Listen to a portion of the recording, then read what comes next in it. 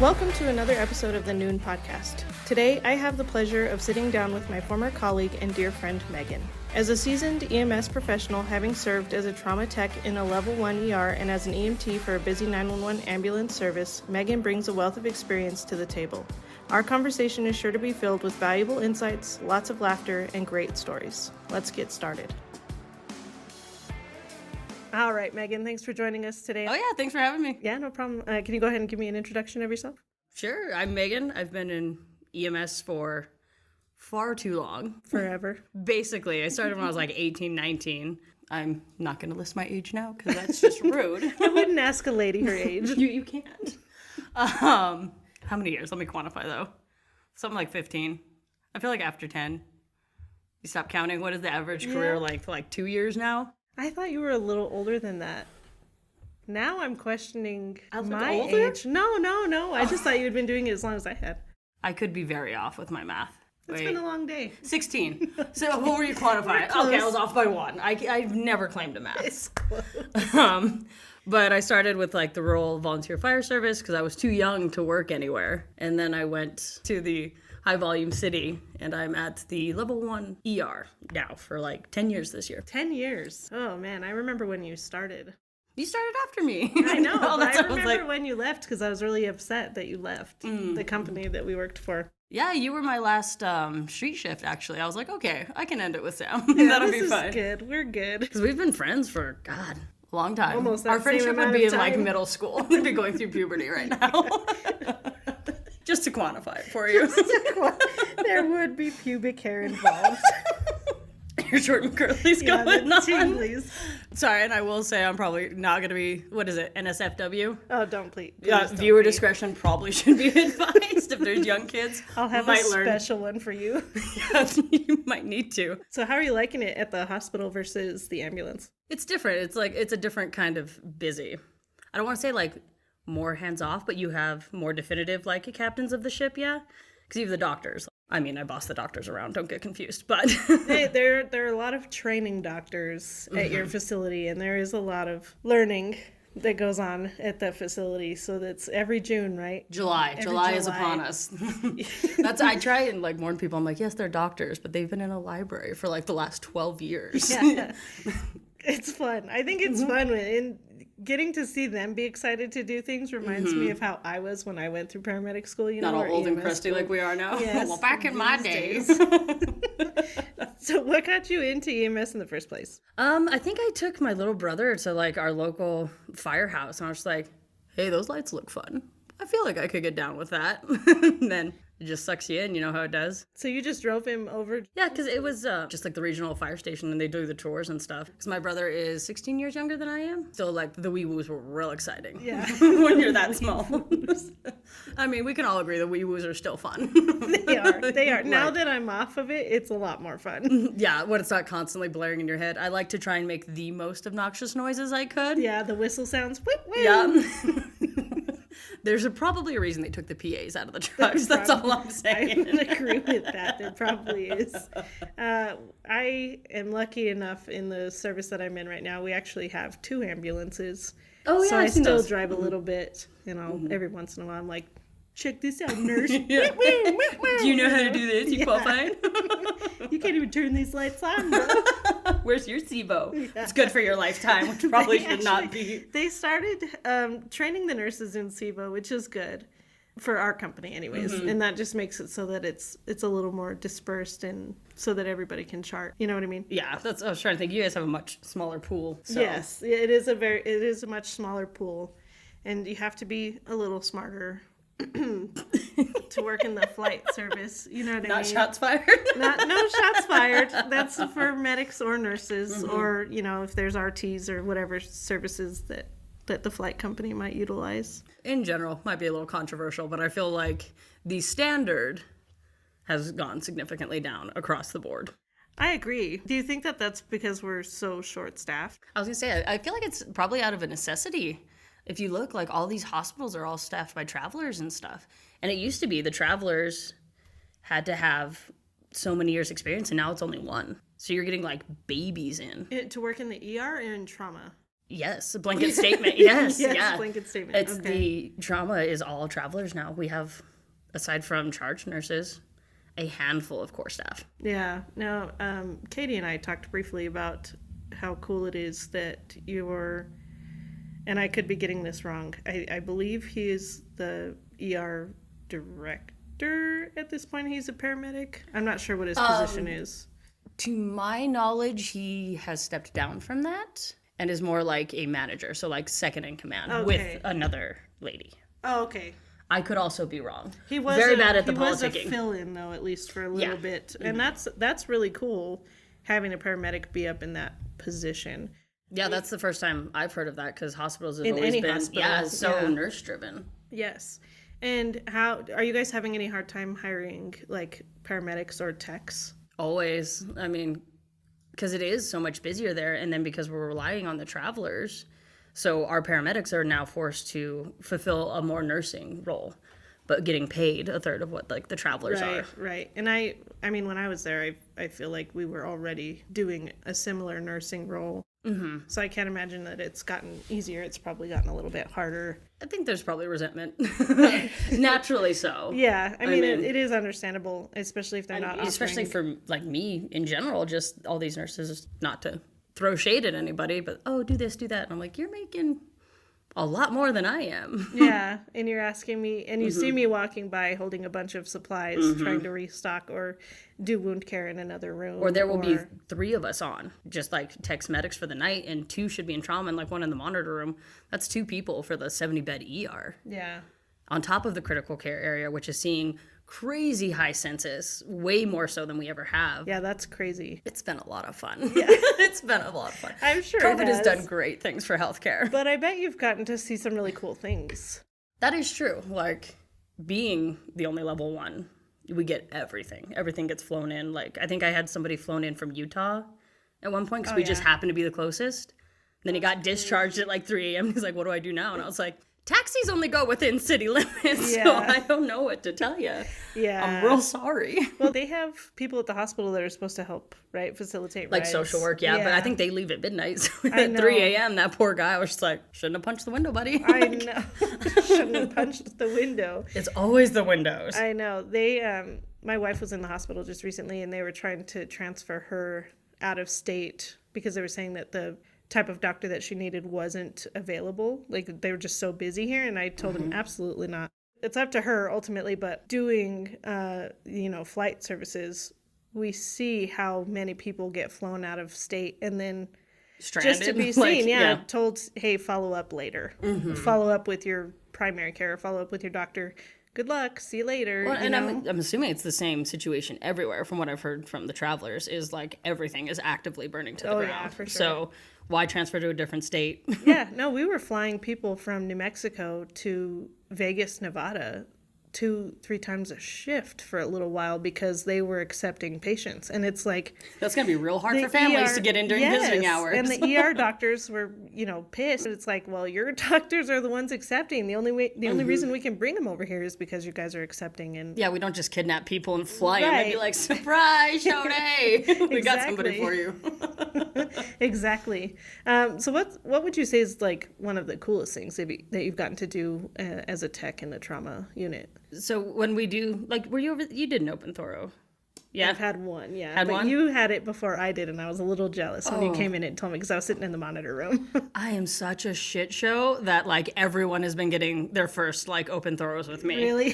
This one of my friends that I had trained, we got, like, a page, and it sounded bad. I was like, this will probably be bad. You want to jump in on it? I was hanging outside. I was like, you got it.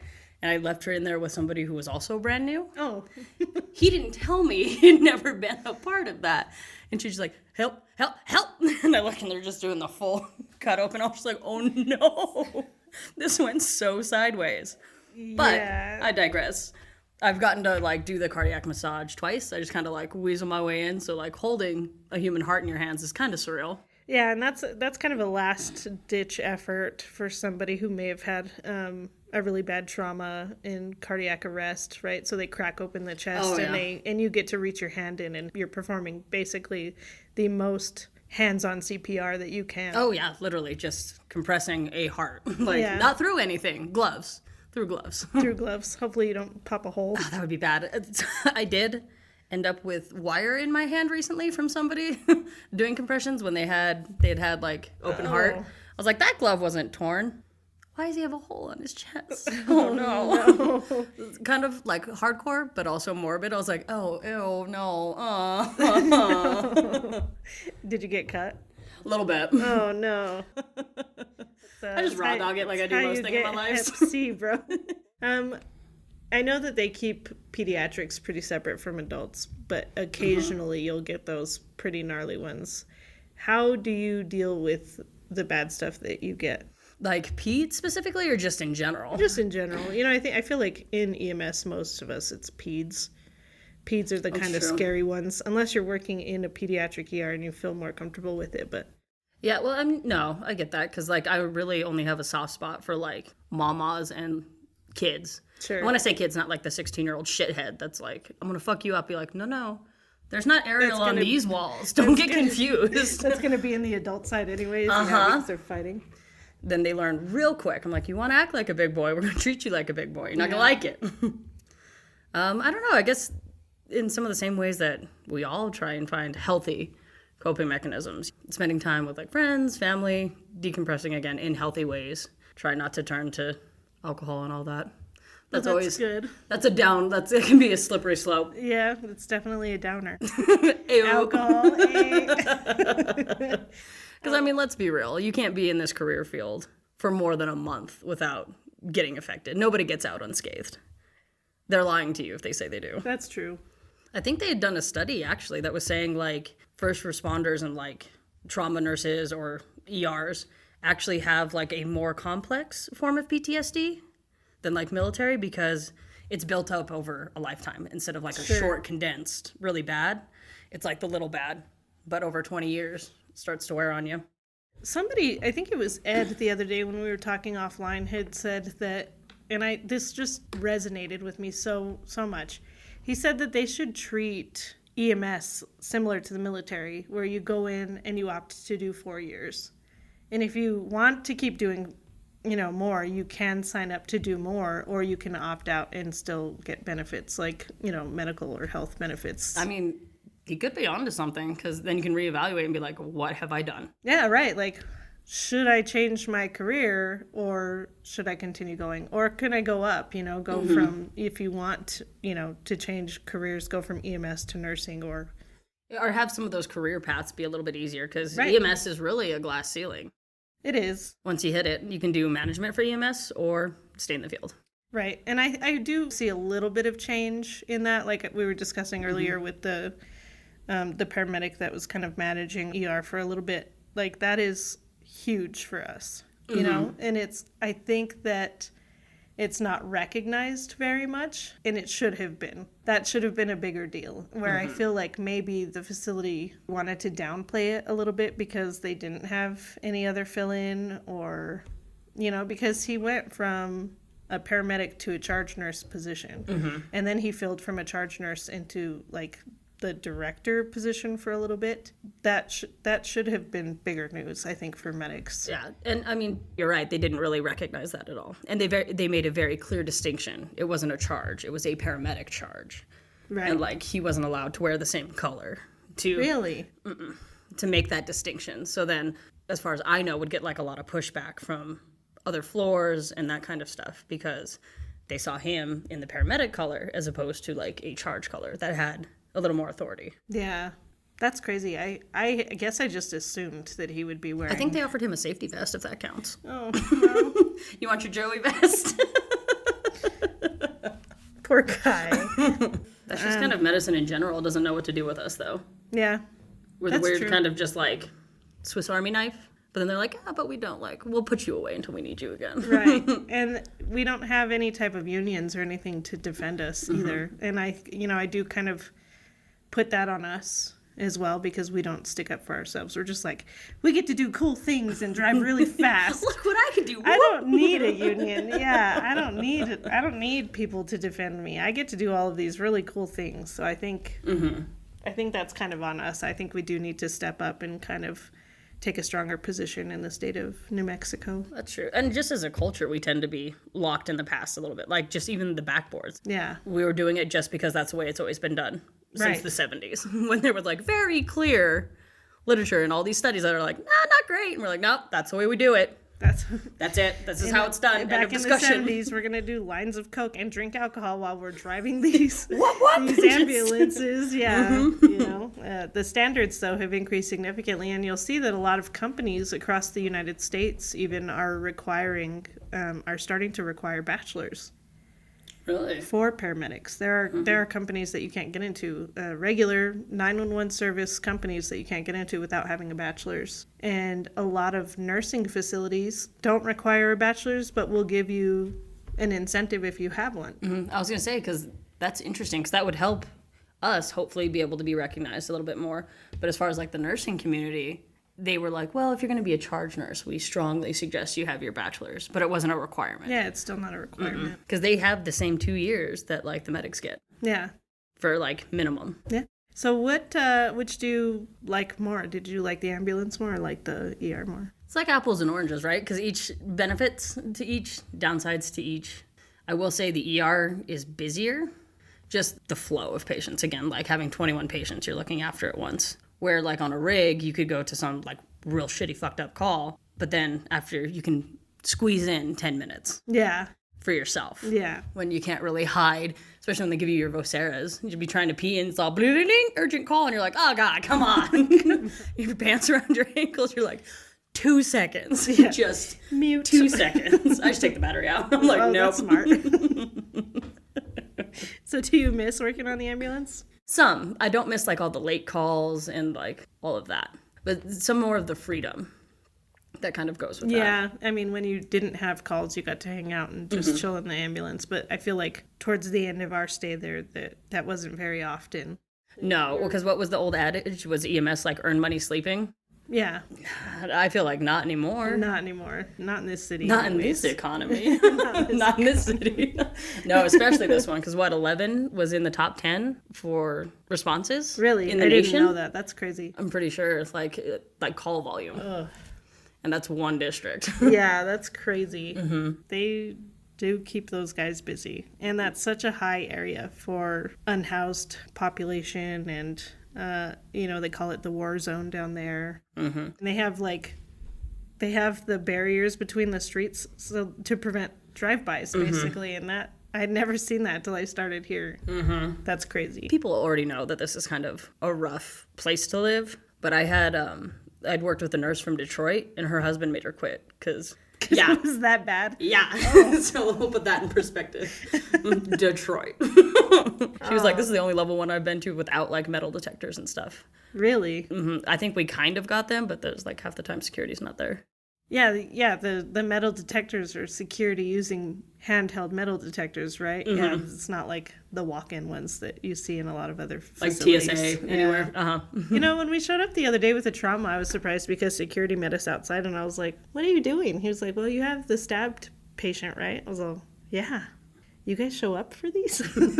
I think they've kind of started doing that more. Yeah. I don't know. I know it's hard because I feel like they don't get involved a whole lot, but then the facility also ties their hands as far as that, as what they're able to do. Right. No, for sure. So you want to hold them accountable, but you can't. One of my last partners who currently works with you, we went to an outlying facility for a patient who had been shot. And it was a big thing, right? Like in a small town, they were like, don't say anything. Like they haven't caught the bad guys yet. So like keep your head low. Don't make any noise. Go in, be quiet. Oh, no. We load this patient up, and the freaking ambulance takes off code 3 to the airport. And code 3 is lights and sirens. I was like, why are you going lights and sirens right now? They're to keeping the a airport? low profile. Right. If we're trying to, like, be quiet, we're not supposed to be letting anybody know where we're going. And we had... Did you have a police escort also? Yes. Like 3 cars on each side of the ambulance. I was like, oh, this is great. You're like, yep, we're keeping this quiet. Yeah. Well under wraps, boys. Thank you. Thank you. So we text the pilots. We're like, you'll know when we're there. You'll see us 2 miles down the road. You'll hear us and you'll see us. Let's try to load quickly. Let's get this over with. Yeah, that was we laughed the whole way back to Albuquerque with that patient because it was, what can you do? You know, at this point, they're already doing it. They're super excited. They want to go lights and sirens. Like, all right. The wee-woos are fun. They are, but you can't restrict people. And I think that's part of why we got into these jobs, you know, is for that little bit of adrenaline. Oh, for sure. Would you say that you have a matched level of adrenaline working in the trauma unit? Yeah, because then you'll get like those pages. It's like MCI, or it's like back-to-back level ones, or like all within 5 minutes, and they all just sound like a shit show. Yeah. You're just like, I really don't want to code somebody in the hallway, so... Please have a bed available. Yeah, you have to like figure out what you're gonna do. Because like our role back there, I feel, is more like where the nurses are more for the patients. Ours is to keep that room up and running so that we can keep everything going. Do you love your job? Love might be a strong word. I mean, you stay with it, right? No, that's true. It's definitely something different every day because everybody, I feel like at times, like fantasizes, oh, what else would I be? What do I want to be when I grow up? Ignoring the fact I'm in my 30s. I should be grown. Oh, no. I do this every day. Yeah, but then it's like, well, I could go have the 9 to 5. And there's some aspects of that seem appealing, right? Like being able to be home and seeing people more. But then I'm like, no holidays. Yeah. I would be so bored. Me behind a desk? Come on now. Like, that's not going to work out well. Do you have any type of ADHD? Oh, for sure. Oh, yeah. You couldn't tell? Which train of thought are we on? I've noticed that is a big thing, too, working in these kinds of jobs. And I kind of learned that from my brother, who has really bad ADHD. Mm-hmm. And he actually got into plumbing not too long ago. And he said he absolutely loves it because every day is different. Mm-hmm. And I thought, is that part of why I like my job? Wait, are you talking about me? Right, like, it's every day different. Every day is different. And I think I would get bored, you know? And I do. There are some times where I miss the adrenaline of working on the 911 system. But then I, like, go to pick up patients in other cities, and I'm sitting in the back of the ambulance, and I'm like, no, I don't. Yeah, you're like, oh, well, there goes that thought. Yeah, I don't miss the adrenaline stuff, but I do like what I do, and I hope that other people that are in the medical field like what they do and continue to like what they do. You have to at least appreciate it in some fashion, right? Right. It is hard. There's no arguing that this is a hard job. We see a lot of really bad stuff, you know, and at the same time, while it can be offensive to people, we do see a lot of really funny stuff. Yeah. The dark humor is for sure a coping mechanism. I mean, I can't tell you how many people I've had who've, you know, stuck light bulbs up their butt, not realizing that it's glass and it's going to break, and then they have to have several hours worth of surgery to clean it all out, you know? Yeah, people do really weird things with their junk. Guys put a lot of weird things on their dick. Throwing like that out there. On there. Yeah, and then they wait like 3 or 4 days and it's like necrotic. I'm like, I don't have a dick, but I feel like if my dick was black and not working, I would have addressed this a little bit sooner. That's just me. How can you let it sit like that? Exactly. They're just like, well, this happened Friday, and you're like which Friday? Like yesterday Friday, or like the Friday before that? And the Friday before that, you're like, it's 13 days ago. I'm sorry, what? 13? See again with the math thing. It's okay. 8. Never pretended to be a mathematician. See, I would have said 14. Even better, Kate. Same page. Back to ADHD. Squirrel. We're good. I do have to say that is working in the hospital, that is one of the funniest things I ever saw. Was a guy who came in, and, you know, we did a lot of Foleys. So many Foleys. But there was a guy who in prison took a dye, you know, and cut it in half. The speed bumps? Yeah, and inserted it into the foreskin. And Apparently it's supposed to be a pleasure thing, but let's reevaluate. He's in prison. Does anybody else see this? Nobody's gay in prison, right? No, of course not. Just like it's not gay if you keep your boots on. Like...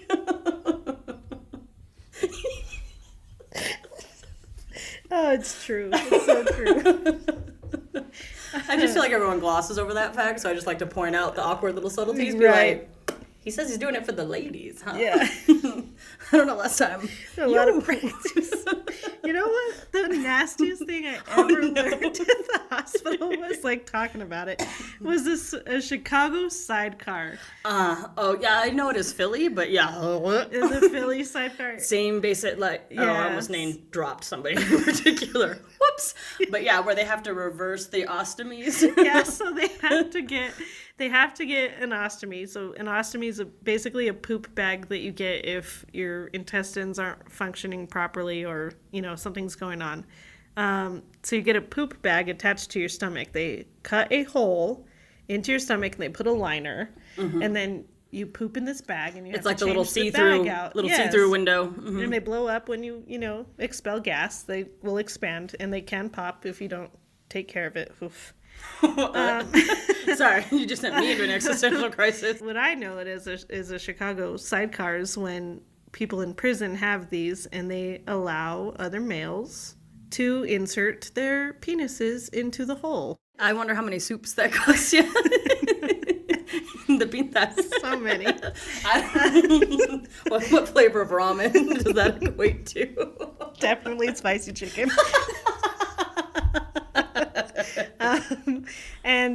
So when they allow people to do this, you know, they aren't the cleanest in the prison. I imagine, condoms aren't on the commissary list. Probably not. A lot of them will develop herpes around the hole. Yeah, the one I knew about had gotten so many STDs that they had to reverse it. Just close it up. Uh-huh. You're not making any side money anymore.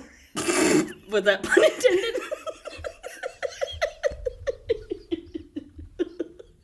It was not intended. So your spicy chicken money on the side. The side money. Oh my god. That was good. I was going to give you credit for it. Dude, I'm not that smart, bro. I was like, that's witty right there. I'm not that quick wit, not intentionally anyways. Sometimes it just happens. Just naturally comes to me. You don't have the hair plate, I'll do it for you. Thanks. Oh, that's so gross. Again, guys do a lot of weird things with their junk. They do indeed. I had another one that had come in. This is probably one of the coolest things I've ever gotten to do. But it was a guy who had to self-cath. So he would take a catheter and he couldn't urinate, so he'd have to help himself urinate.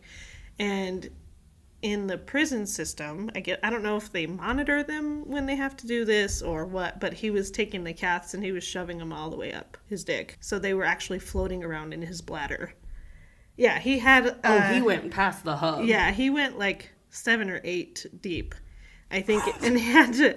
And we think that he was doing it to get out of prison, you know, for a couple days. Prison doesn't seem like a good time. Take a break. Yeah, it definitely doesn't. But to take a break I guess it depends which end of the sidecar you're on. Yeah, depends on which side you're on. But we had urology come down, and he had this really cool, it was like a roto-rooter drain tool, you know, that you can control with your fingers. And then on the end, a little claw comes out to grab, and he was letting me control the little claw. Yeah, see that? You're just ignoring the circumstances. You're like, Dude, I was having a blast. Well, yeah. I was like playing the claw game, you know. Going for straws today. Not stuffed animals, you know. No. No. That was that urologist was really cool for letting me do that. Mm-hmm. You see, that's cool. Like, you do get to see some cool stuff in hospital that you wouldn't otherwise. Yeah, and you get to play with cool things that you wouldn't normally see, like in the field. Have you gotten to play with anything really cool like that? I don't know if I can beat your claw game. Your claw game was pretty good. More just be like a part of like the cool procedures.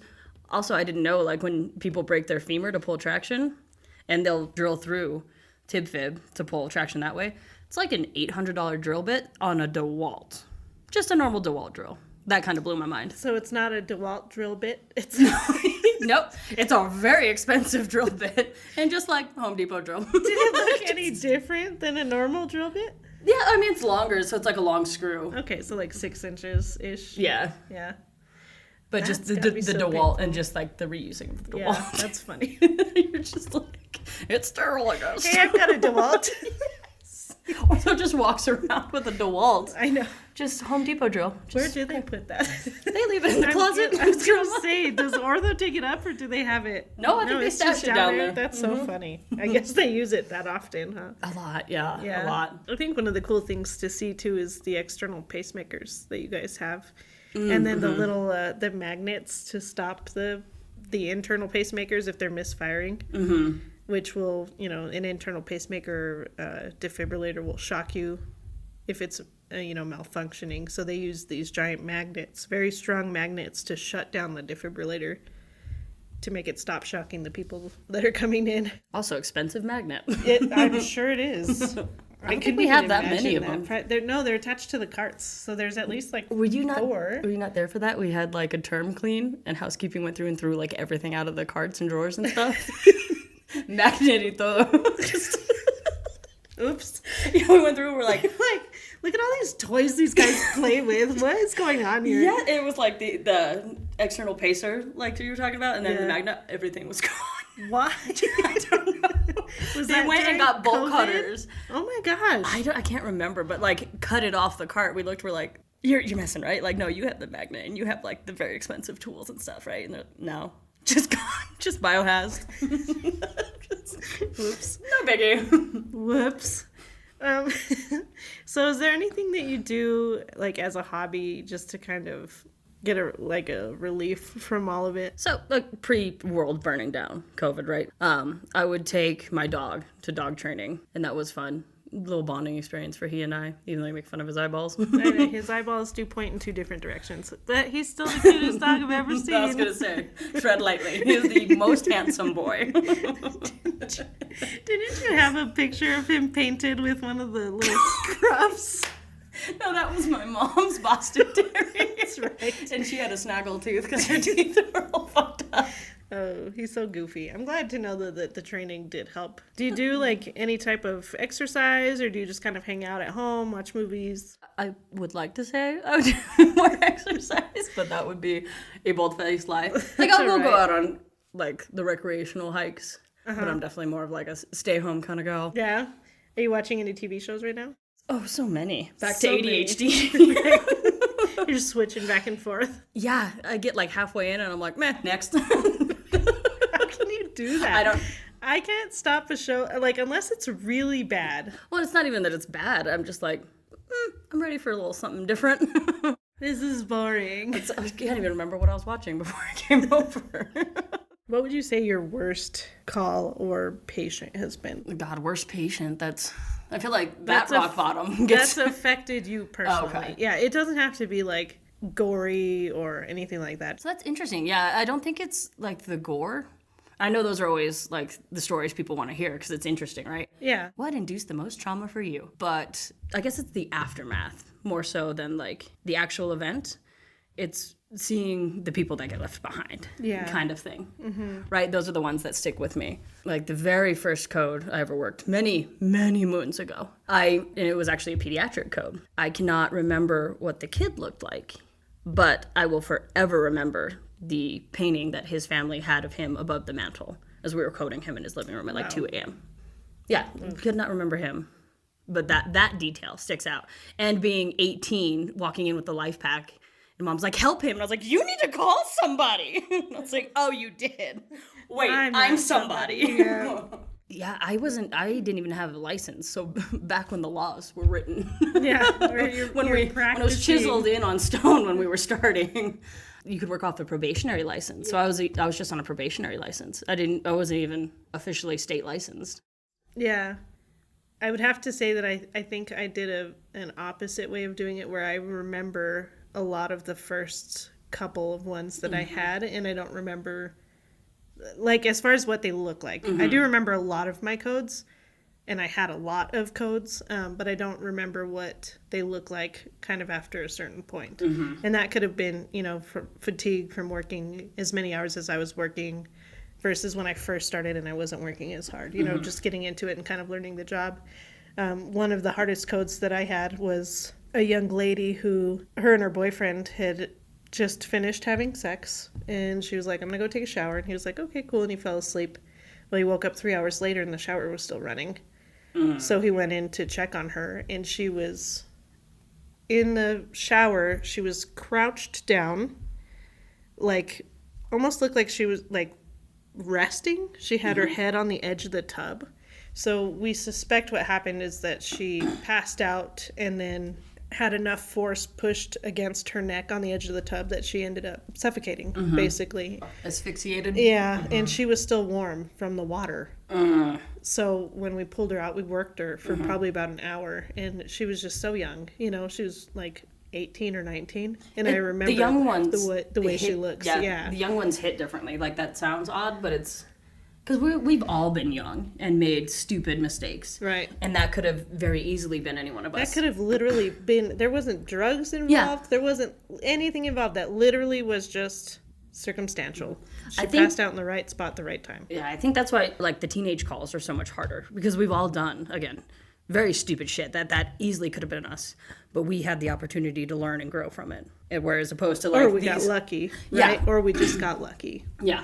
And you never know. Like, the human body is very resilient and very fragile. So, like, at the same time. Yeah. Weird juxtaposition. Yes. Mm-hmm.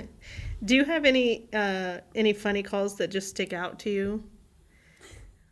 So there's a dark humor again. That is our job. Do you want one, like, pre-hospital or, like, one hospital? If you've got both, throw them out. All right. You asked for it then. So the hospital one, back to the open thoros. That's an open thoracotomy. Sorry. For the people who don't practice medicine. No, you're doing the right thing. I'm just like, I just assume you know. So it was an open thoro, and they were missing some of the tools out of the kit, or they had asked for something. So I had my trauma shears, and I left them in the room, and I left to go get something. And I come back, and apparently they couldn't find what they were looking for, so they instead had my shears and were cutting through this person's sternum. And all I could do was stand in the corner and squeak, because they're expensive. I was just like, oh no, that's for sure how you get a ghost. Like, that's asking for problems. I mean, isn't that like, it was the Raptors, right? Yeah. Of course it was. That's what they're supposed to do, not right? Cut through people, no. You gotta use what you have. You're not supposed to cut somebody in half, okay? So, and then after I went up to the surgeon, I was just like, can I have my shears back that you put inside that man? She's like, oh yeah, I hope you don't care. I was like, it's a little late for that. Like, that ship has sailed. These are haunted. Do you want me to send you an invoice, or how do you want me to Do you see proceed? The monitor? Yes. I was just like, are you kidding me? Just tainted. They don't cut for shit. They cut. I mean, it worked. I think you should reach out to Raptor and tell them what they did. Endorsements. See, yes. I'm not savvy enough for that, but that's an idea. I'd be like, you want some advertising? I got some advertising. You know what my shears did today? Let me tell you about my shears. Yes. You should, dude. So then, infield, my partner and I were stopped on an overpass bridge heading, like, northbound. And it's one of the bigger bridges, so it's like northbound is one way, southbound is the other. And we're sitting there, and all these people start driving by, and they're like, hey, there's an accident up there. And we're like, yeah, okay. We haven't gotten it yet. It's fine. Yeah, we'll be there. We haven't been dispatched. Yeah, no, it's fine. Because we're assuming it's a fender bender. Yeah. Right? We're like, no big deal. Yeah, no, we'll go. And by, like, the fifth car, he was just like, I was just like, okay, fine. Whoop. We pull up, and these two cars were participating in the state sport of, like, DUI. One of them was, right? So as we pull up, it's like in the middle of this intersection. There's a car on the opposite side, and then there's somebody dragging an unconscious person out of the front seat of this other car. And we were just like, oh, that took a turn. oops. And so we look, and this lady's eyes just get real big, and I was like, oh no. And she starts doing chest compressions. I was like, this definitely took a turn. Yeah. That's on me. Oops. So I'm putting on the little Joey vest, and I go, I asked him, I was like, hey, do you want me to get the stuff or what? And he's like, no, I'll grab it. You go over. And I was like, oh, okay. So I go over, I was like, hey, ma'am, like, EMS, we can take over. It's not a big deal. I'm an off-duty nurse. And I was like, okay, go, do you. I'll be back. So I turn around to go get the stuff out of, like, all the equipment out of the truck. And as I'm walking, in my mind, it's still slow-mo. And I hear, oh, we have to breathe for him. And I was just like, knee-jerk reaction, whip around. I was like, don't put your mouth on the dead dude. Wait, what? What? And I was like, stop. 10 seconds. Like, let me get my stuff. It's right. Fine. It's fine. Please don't do Don't do that. Don't do that. Ew. Not good stuff come out of dead bodies. So, like, after everything's said and done, like, he was been dead for a little while. Yeah. And just inadvertently, there was a drunk driver that hit the car he was in as he was overdosing in the front seat to the hospital. Oh, my gosh. Just ridiculous. And then that nurse after, like, shell-shocked, I was like, are you okay? Are you good? It's the first time I've done compressions. I was like, oh, no. Oh, no. Well, I scarred you, and I'm sorry. I'll take that one. I was like, yeah, I'll take that hit. So you talked a little bit earlier about haunting and trauma. Like, how... Oh, for sure. Oh, for Why sure. do you say that? Bitch, you've been in that room. I know I have been, but they haven't. Well, I mean, just if you believe in that kind of stuff. Mm-hmm. I do. I will tell you I do. Oh, there's some shit, like, you can't explain in the universe. For sure. For real. Mm-hmm. Weird stuff happens on the Mesa. Like, there's things you just don't talk about. If you look at it, like, because spirits or whatever, right? It's normally, like, violent deaths or, like, the unresolved. So just trauma 1, think about how many, like, violent occurrences. Yeah, I mean, at least 5 a day. Oh, yeah. My record is 6 codes in 24 hours. Oh, my goodness. Not all traumatic. And Sure. then I had 2 of the open thoros and 8. I wanted to go home and cry. Yeah, I'm sure you did. It was a long day. Yeah. We ran out of the trays, and it got to the point I was like, do you want to do this? Like, are you sure you want to do this? Please say no. Yeah, so if you think about just, like, how long that building's been there and how many, like, violent deaths, because that's where we take all the trauma. Yeah. And most of the trauma, unfortunately, in this state is inflicted by others. We get a lot of the DV or just random occurrences. So, Yeah. that room has got to have. Is there anything that happens in the room that makes you think that? Yeah, one of my friends had actually just sent me a video that they had taken a couple years ago where it was full blown, like, the EKG up on the screen. On the monitor? Yeah, on the monitor. And there was no one in the room. Like, it Oh. wasn't attached to anyone. So it was reading. It was reading a heart rhythm with, it was, the stickers were attached to the original packaging. Or, like, you'll get a pulse ox pleth. I've seen the pleth form before, the EKG. That's crazy. And that's happened, like, numerous times since I've been there. In just one. Yeah. In just one. That is kind of like the center hub. Oh, yeah. Oof, that's creepy. And especially because they fly everything to us if it's bad enough. Yeah, all over the state. Mm-hmm. Yep. So if you could go back and start all over, would you do EMS again? I would like to think yes, and then maybe... Having all the knowledge that you have right now. Yeah, like, it is fun. And it's one of those, like, there is a very specific, like, personality type that fits. We're all very similar, like, if you sit us down in a room. I don't know what advice I'd have for myself. I guess the best piece of advice I've ever gotten is it's okay to be afraid. Like, in the middle of everything, everyone is. But you hold it together. You do the duck, right? Calm on the water and just fuck underneath. Yeah. That was a good way of putting it. Mm-hmm. And yeah, and then you can decompress after. It's one of those, because, like, you have to be the voice of reason during those situations. Sure. For yourself and potentially for others, right? Mm-hmm. We've all been on those scenes where people get rowdy. Yeah. Not just the family or the bystanders, but sometimes your partners, too. Yeah, I pretty much got along with most people.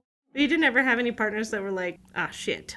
I mean, probably, but I don't think I, like, worked with them, so it wasn't enough to, like, stand out. Yeah. It's kind of filed away. I've had to tell people, you are driving too erratically. Mm-hmm. We're not driving code 3 anymore. Cut it down.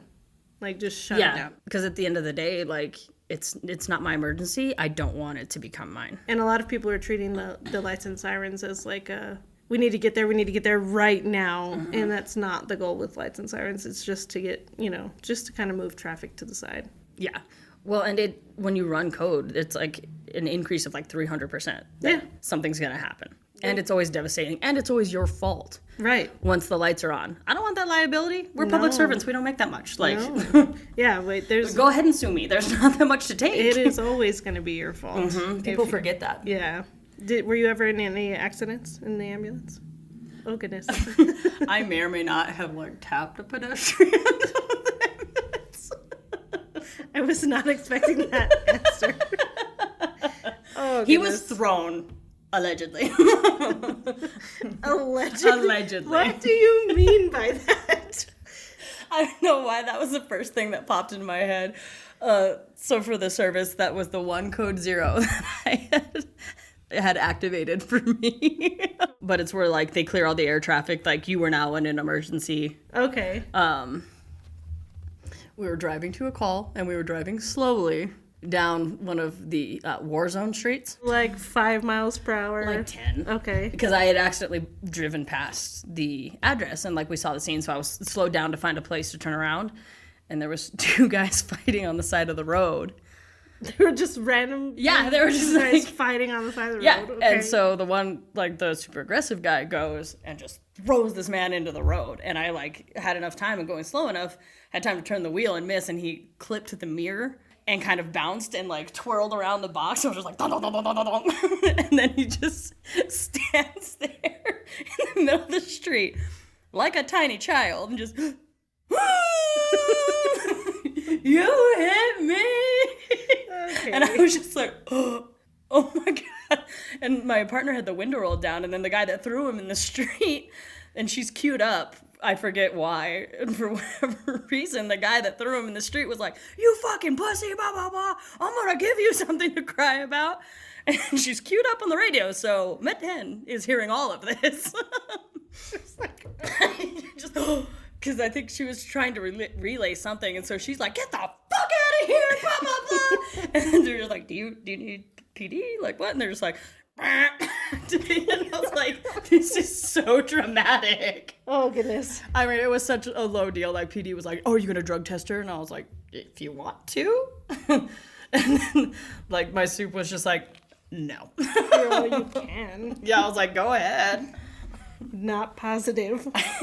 That was one of those, just when you asked that memory archives, I was like, well, okay, it's a funny story. That's pretty good. Just actually, get the fuck out of here. In the very New Mexico, Mira, I'll give you something to cry about. And you're just like, oh no. I was calling report, and I had this patient who'd just been disrespectful the whole time, intoxicated, like being really rude, like borderline restraint, And I'm giving report, so I'm holding the radio, and he pulls out like a candy bar or something, and he eats it, and he throws the trash on the floor. And I was like, this is not your fucking house. That is not a trash. Like, you need to pick it up. Do I look like your mama? Right, No. and I was like, oh, man. I was cute the entire time I was just talking to this guy like a child because he was throwing his trash all over the floor in the ambulance. You have to sometimes, though. You do, and it comes off as callous and rude, but also, I'm assuming you're the same way. I don't come out of the gate, like, swinging, No. talking down to people. No. It's when they throw the candy bar, or they spit on the ground. I'm like, or they spit on you, or they're like super aggressive. That and biting, instant red for me. Yeah. It's so disrespectful. I've been lucky to have not been bit, but I've been spit on a couple times, and I've been hit a couple of times. But. That's one of those. It, unfortunately, badge on, or yeah, everybody has the one story where they almost got the shit kicked out of them. I know. And it's the patients, not me. I'm just kidding. There's actually a young lady that I don't know where she's at now, but she had a great rapport with this patient, and she was walking him up to triage, and he all of a sudden, like, they walked through the double doors up into triage, he grabbed her by the neck and dropped her on the ground and ended up breaking her jaw. Jesus. Like, she had to get wired. And that sucks because you're drinking out of a straw for like a month. Mm-hmm. But you just never know. No, and that's when you get too complacent like that, especially if it's somebody like you, like a patient you've known for a long time, unfortunately. Because even as big as our system is, there's still people I know by name. Yeah, by, like, first name. Flyers that we pick up often. Yeah. One of them I asked, I was like, do you actually have like a home address? And this smartass gave me the hospital's address. Oh, goodness. That's like... I was just like, the disrespect. Honestly, I just had to walk away because he thought it was real funny. And I was like, I'm not laughing. That's not cute. That's like when you walk up and say, hey, you want my number? It's 911. Yeah. That was like the vibe I got from that. What is the nursing sticker? Cute enough to stop your heart. Skilled enough to restart it. That sticker cracks me up. I saw a funny meme the other day that had like, you know, the day nurses and they don't have any drinks or food or anything. It's all clear. And then the night nurses is like basically a bar. Honestly. All the drinks are all set up and there's food everywhere. And it's a true story. Seriously though. I may or may not have had a blender going with virgin margaritas on a nurse's last night. Whatever you got to do to keep the morale up at this point, honestly. I feel like I'm the cruise director on the Titanic. Like, we're going down, but it's fine. We're gonna have a good time. Violin. Exactly. Everybody grabbed like a little stringed instrument and just played into the ocean. It's fine. We all going down together, fools. It's so bad. Everybody's on the same ship these days. Oh, that's healthcare in general. That's not even. It is. And I would like to say that, you know, after COVID it got worse, but it was getting bad before COVID. COVID was just the breaking point. Yeah. All of these things had remained hidden, and it just came to the surface. I agree. Weird world. I don't think I like being a part of history. That was not fun for me. No, that was definitely not fun. The COVID stuff was not fun. How did it affect you personally, though?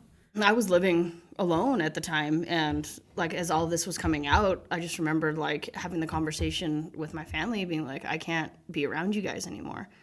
It's not necessarily a conscious decision that I made to put myself like in harm's way like that, but it is the situation. I did choose healthcare, but I don't want to be the reason one of you gets sick and dies. I just remember working a lot and very like isolated, and then weird looking back, like rushing to change all the facilities to the negative pressure and like watching these patients get sicker and sicker, and like as all the research came out and just always trying to adapt. I remember when the hospital was at its like fullest, walking by our ortho floor, and it was a COVID unit. Like everything was just full because we were getting shipped everything from everywhere that all the other facilities couldn't handle. Double bunking, triple bunking up in the ICUs, like insane. Yeah, I'm glad that I had left the hospital like right before it happened, so I'm glad that I did. Because it went through that like transition before it hit, and it was real bad here, of like healthcare heroes work here, and people were like bringing us dinner, and I was like, not to sound presumptuous, but who's bringing me my free dinner tonight? Yeah, come on, guys, I'm still here, guys. Yeah, I'm like, I started at 7, it's 8. I'm like, where's my dinner?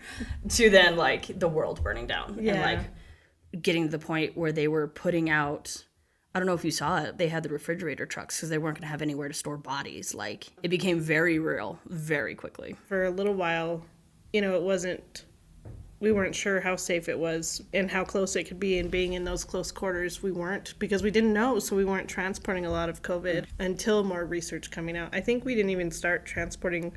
They had a designated contract with a city out of state where they were transporting a lot in Texas.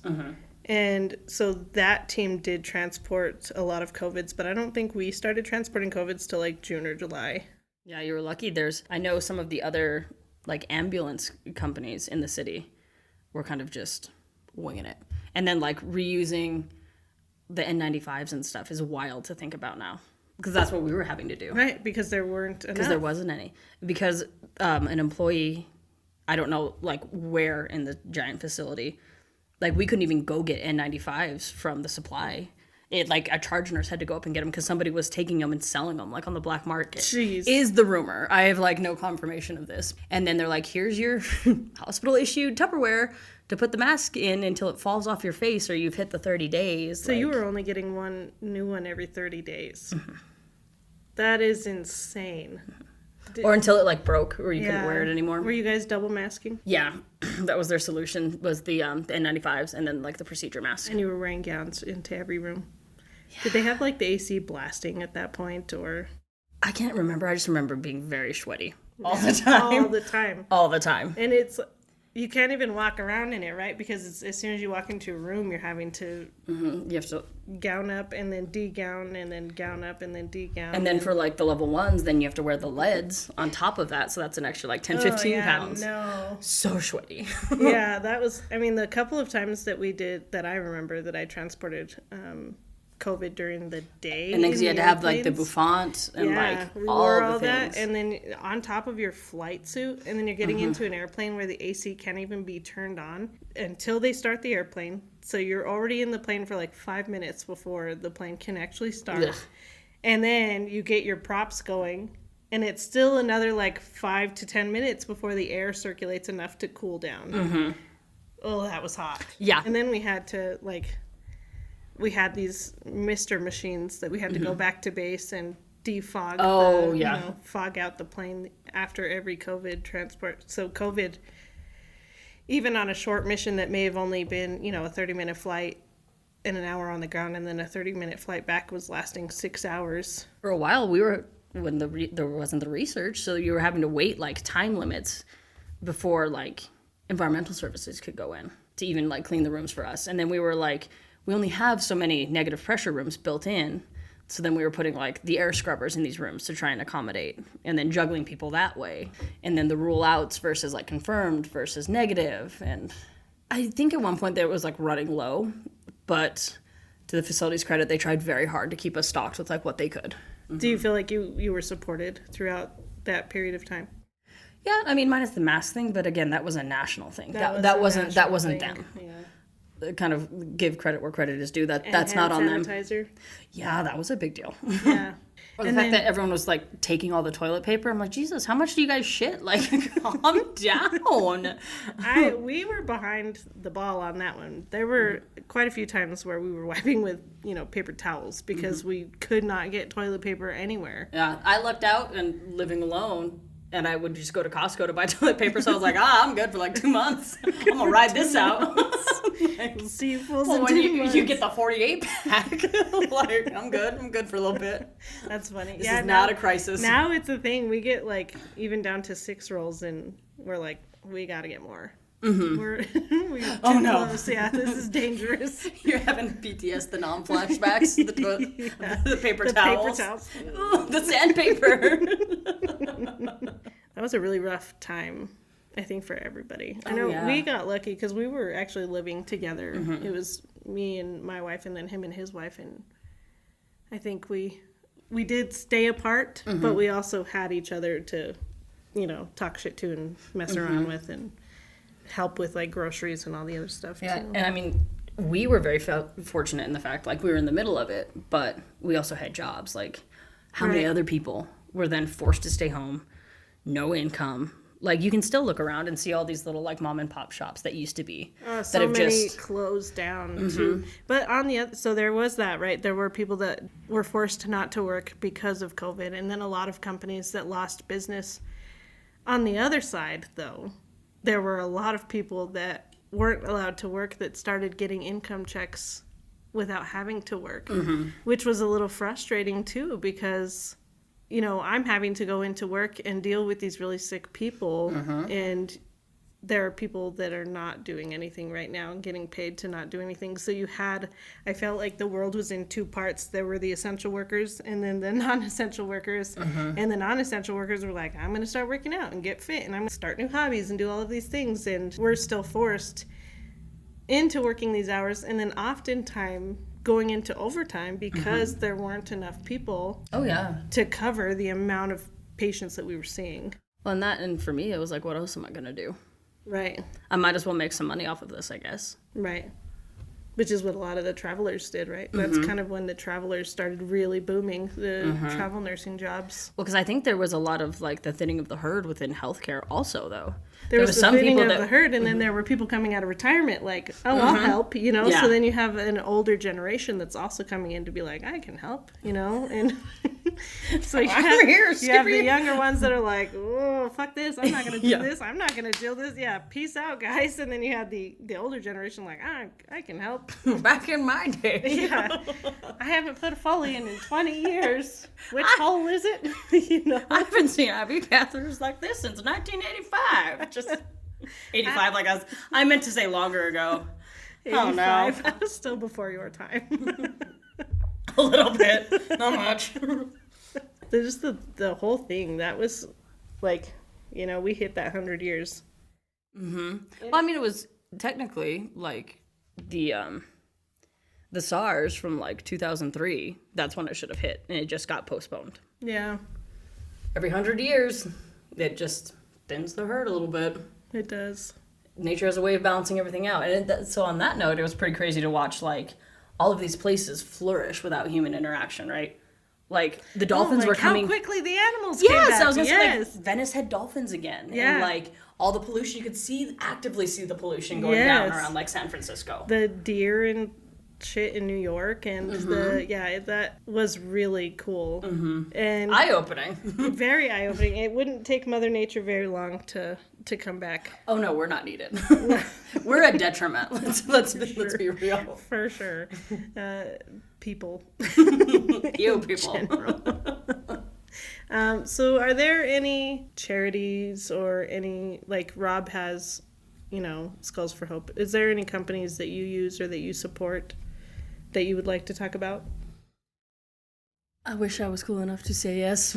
No, like it is very impressive with the stuff that Rob has done, especially because mental health in general for us is such a hot topic and at the same time not discussed nearly enough. I agree. Like how many funerals have you gone to for people that you've worked with? In the last year? Yeah. People that like you've been close with and have known. And it's one of those where the stigma. Everybody deals with it and you just kind of move on. It's not something you talk about. Yeah. When it needs to be. It does. It needs to be a more open topic of conversation. And I want to tell people, you know, don't feel alone. Mm-hmm. Don't feel alone. And there's at least 10 other people feeling the way that you are feeling. And it's not to downplay your feelings. It's just to let you know that there are support options out there for you. Oh, yeah. And I do think that it is... I think in the younger generation, and I've kind of talked about this a lot in the last few episodes, that they are opening up a little bit more about it, you know, and I think that's good. We need it, and we just need to remind the older generations to, this is something that is being dealt with, and it might not be the way that we want it to be right now, but it'll get there. If that means going down to, like, you know, 4 years service, like we talked about earlier. But, I mean... longevity, we don't need to run ourselves into the ground. No. I mean, we're still human too, again. Right. It's not my emergency. Right. And we are a public service, but we don't need to be taken advantage of. No, you don't have to make a difference at the cost of your life and just the destruction that can come with like suicide. Right. It's not just you decimate everybody else's life around you that's close to you. But when you're in that spot, that's not something you can even see. No, because you feel like you're just being detrimental to everybody else. It's hard for other people to like fathom, but like if you're that far down that you really think that's your only option. Yeah. Reach out. Don't be afraid to reach out. Yeah. Hopefully that culture change happens sooner. Sooner rather than later. Well, thank you, Megan, so much for joining us today. It was a great conversation, great laughs, too many laughs, so I'll have to edit some of that out for sure. Don't be rude. No, take it all in. Take it all in. Yes, thank you so much for joining us. Thanks for having me. It was a blast. Yeah, no problem. Thank you for listening. Before we wrap up, we have a few important announcements to share with you. Firstly, we're excited to announce the launch of our brand new 911 Nonsense Facebook group page. It's a community where everyone can go to connect, share ideas, discuss topics from the show, and get all of the most recent updates about the podcast. We'd love to have you join us and be part of the conversation. Next, we want to ask you to rate and review our podcast on your preferred platform. Your feedback means the world to us and helps us reach a wider audience.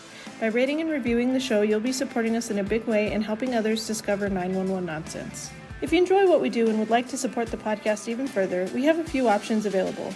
You can visit samspursuit.com to find the links to our 911 Nonsense merch page and our recently released Noon gear page. Every contribution, no matter the size, goes a long way in helping us continue to better the podcast. We know that not everyone is comfortable being on the podcast, but we still want to hear your stories and experiences. If you have a compelling story and would like to share it to be read by me in a future episode, please reach out to us via email at 911nonsense@gmail.com or through our website's contact section. If you choose to be anonymous, we'll make sure to respect your privacy while sharing your story in a way that resonates with our audience. Thank you again for tuning in. We truly appreciate your support and look forward to bringing you more engaging content in the future. See you next week.